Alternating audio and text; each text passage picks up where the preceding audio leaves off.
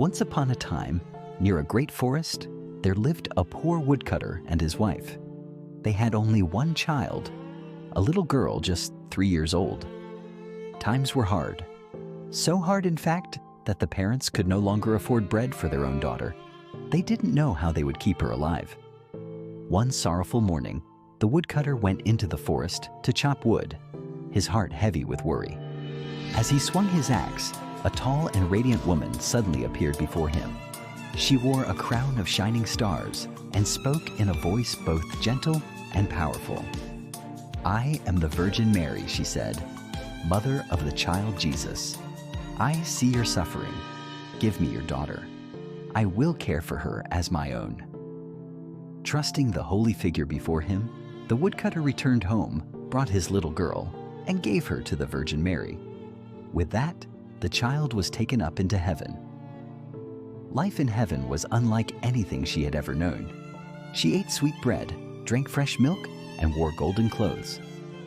Angels played with her, sang to her, and loved her like a sister. Years passed. When the girl turned 14, the Virgin Mary called her aside and said, "I must go on a long journey. Here are the keys to the 13 rooms of heaven. You may open 12 of them, but the 13th, this small one, must remain locked. Do not open it. If you do, you will suffer." The girl promised she wouldn't. One by one, she opened 12 doors. Inside each was a dazzling vision. Apostles bathed in brilliant light, divine mysteries, sacred wonders. But the 13th door, it began to haunt her. The little angels warned her, "Don't open it. That door is forbidden." She nodded silently, but desire burned in her heart. Every day it grew stronger, until finally, one moment when the angels were away, she could no longer resist. "I'll just peek," she whispered. "I won't go in." She slipped the key into the lock, turned it, and the door opened. Inside, she saw the Holy Trinity, surrounded by blazing fire and unimaginable brilliance.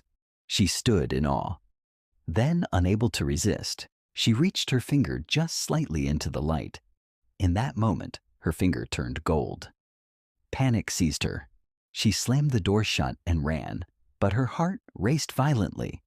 The golden mark on her finger would not fade, no matter how hard she scrubbed. When the Virgin Mary returned, she asked the girl to return the keys. She did, but Mary looked her in the eye and asked, "Did you open the 13th door?" "No," the girl replied. A second time, Mary asked. A third time. Each time the girl denied it, but Mary saw the fear in her heart and the golden finger that told the truth. "You have disobeyed," Mary said quietly, "and you have lied." At that, the girl fell into a deep sleep. When she woke, she was no longer in heaven. She lay on the cold ground in the middle of a wild, thorny forest, alone. Her voice was gone. She could not speak. She tried to run, but everywhere she turned, thorny hedges trapped her. At last, she found shelter inside a hollow tree. That became her home. She survived on roots and wild berries. In winter, she shivered beneath fallen leaves. Her fine clothing rotted away piece by piece until only her long golden hair remained to cover her.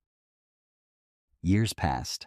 Then, one spring day, a young king came hunting through the forest.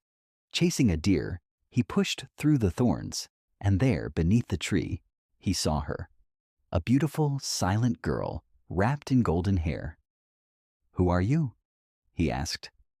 "Why are you here?" She could not answer, but when he asked if she would come with him, she nodded. He carried her to the castle, gave her warm clothes, food, and comfort. Though she never spoke, her beauty and kindness touched him deeply. In time, he made her his queen. A year later, she gave birth to a son.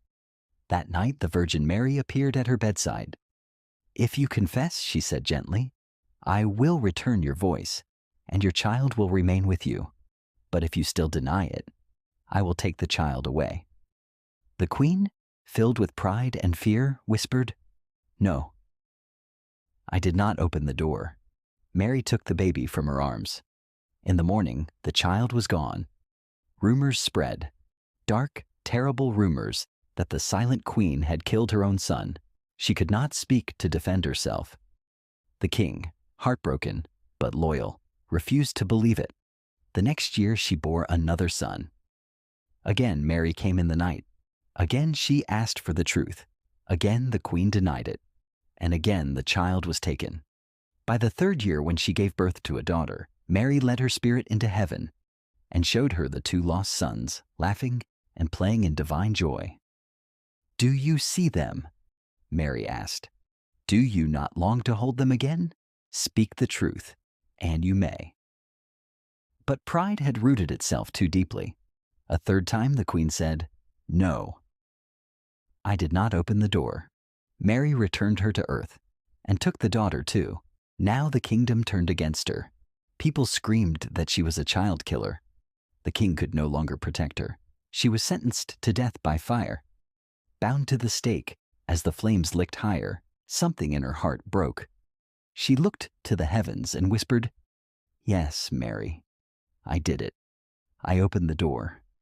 In that instant, the sky opened. Rain poured down and put out the fire. Light broke through the clouds, and the Virgin Mary descended, holding the queen's 3 children in her arms. She spoke gently.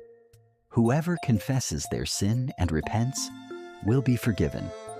She placed the children in the queen's arms, restored her voice, and blessed her with joy and peace for the rest of her life. On the surface, Our Lady's Child seems like a simple fairy tale about obedience and disobedience. A young girl who breaks the rules, pays a heavy price, and is ultimately forgiven. But once we look deeper, the story reveals something far more complex. We're left to wonder, is the girl truly so foolish and stubborn as to sacrifice her voice, her honor, her children, and her very place in the world? All for pride, even after she had lived in heaven, touched the divine, and suffered the torment of wilderness. Did she truly choose silence out of mere defiance? Or is there something deeper at play? In real life, many of us go to extreme lengths to protect a lie, out of fear, shame, guilt, or pride. But the cost is often devastating. We lose connection, trust, dignity, and sometimes even love. And while truth may be painful, it is also the only path toward freedom. Fairy tales are rarely just about the story. They're cautionary tales, symbolic in the extreme, meant to reflect back to us our own inner struggles. And if this tale teaches us anything, it is this: the truth, no matter how difficult, is what sets us free. If you enjoyed today's story, please consider subscribing to this channel. Our mission is to gather and retell classic fairy tales from all around the world, uncovering the deeper meanings, emotional truths, and timeless lessons hidden within each one.